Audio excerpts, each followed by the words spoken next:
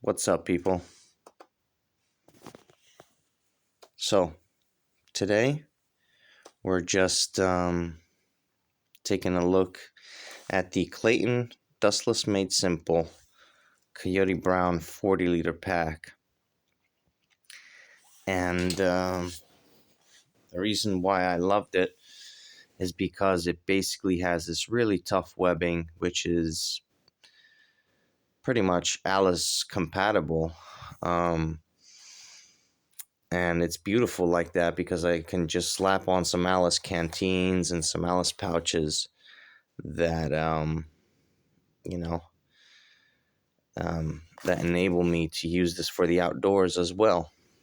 And I don't have to settle for a design like with a Molly compatible pack where I just pair the pouches onto the pack and then they live from there on onto that pack. In this case, I can just put these on, take them off, depending on the environment that I plan to take this to. But it's looking good, guys. One thing that I forgot to mention in the previous video that that this pack features is these flaps, which feature very little padding, but some padding, and obviously the waist belt. Now, this waist belt hits me above my belly button, so I'm not ever gonna use it. But the fact is that it is there if you really wanted to. I forgot to mention that. So all I did with this pack, I don't know if you watched the previous episode, but it smelled terrible. It had this smell, I thought it was cologne or perfume, but it's probably some kind of anti-mold agent or something or other that they sprayed this with. I'm convinced, just because it was way too strong. But I gave this a wash and aired it out for several days, and it still kind of smells like this thing. Like the smell is gone to about, I managed to remove at least 90 to 95% of the smell, but it's still there in part, and it's really bugging me. But I'm guessing if I use it a bit more, hopefully over time it will just wither away, because it's such a terrible smell. What are you up to, little one? Anyway, the pack is looking good, and initially I was going to pair it. Where is it? I really wanted to make use of this field of Alice webbing to pair this pouch with, just because it's a really nice chunky pouch. This is the pouch, the Oscam pouch for the 2-liter South African water bottle, but I just decided, no, I'm not going to put it at the back for two reasons. Just because the 2-liter South African water bottle is quite heavy to put at the very back. And ultimately, this pouch in itself is quite chunky, so it just looked really off having it here at the back. Just way too big, and ultimately also a bit of a camo mismatch.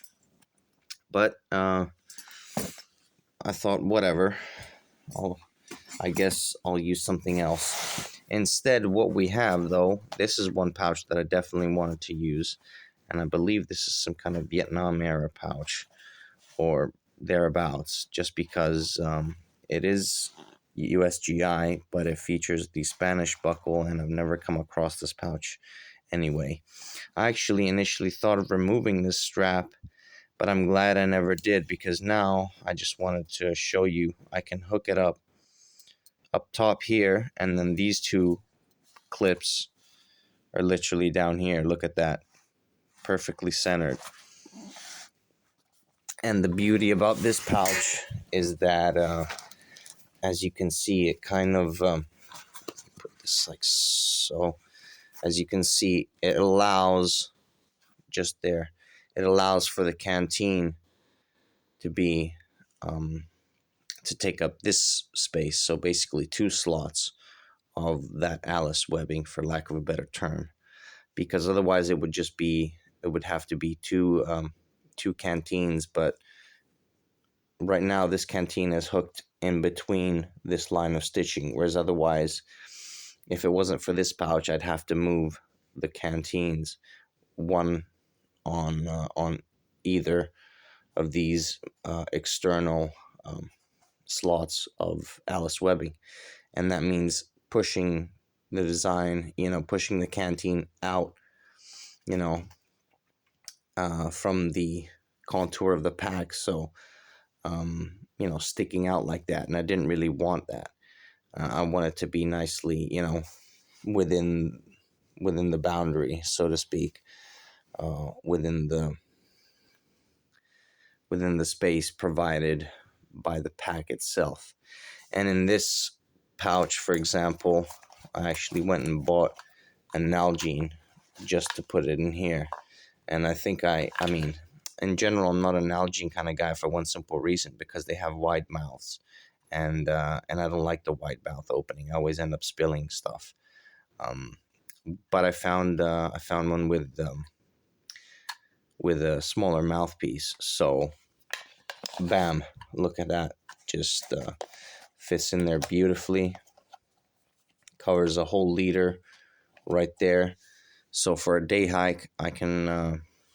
Right now on the sides, I don't have nothing here, but basically, for a day hike, I would accessorize this with 3 canteens plus the Nalgene.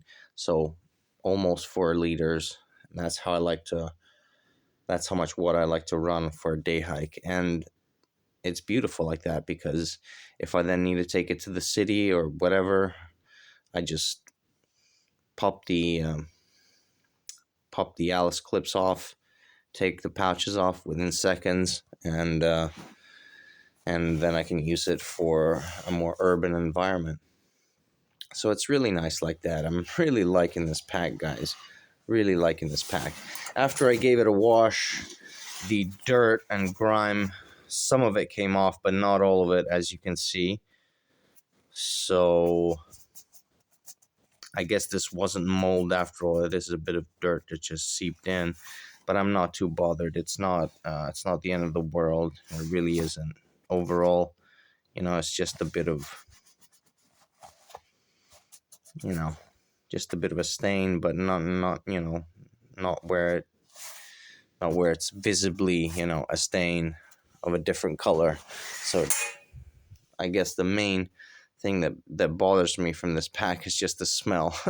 As I mentioned, they must have sprayed this with something or other just before selling it, or just before packing it away, because the smell was just nauseating when I got this out of the package. But this is it, guys.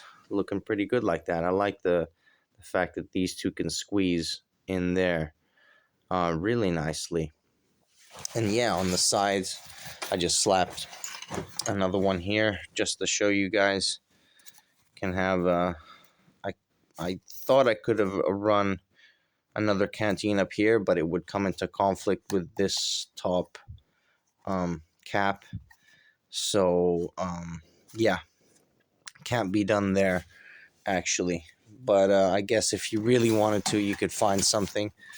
But I'm not going to. I just wanted to arrange this with just a simple design, nothing over the top, just enough to carry my water externally, just how I like it. And that's about it, guys. So I hope you got something out of this episode.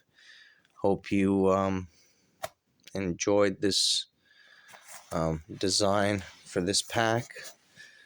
And in the previous video, I linked a pack which is exactly identical by Atlas 46.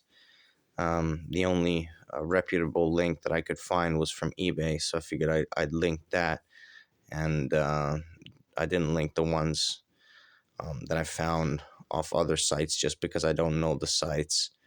And recently I've been running into several scam sites that basically try to sell you gear, and then just definitely double check with Trustpilot if you're looking to buy this elsewhere. if the site is official, that is. So yeah, guys, thanks for watching, and I guess I'll see you once I test this out.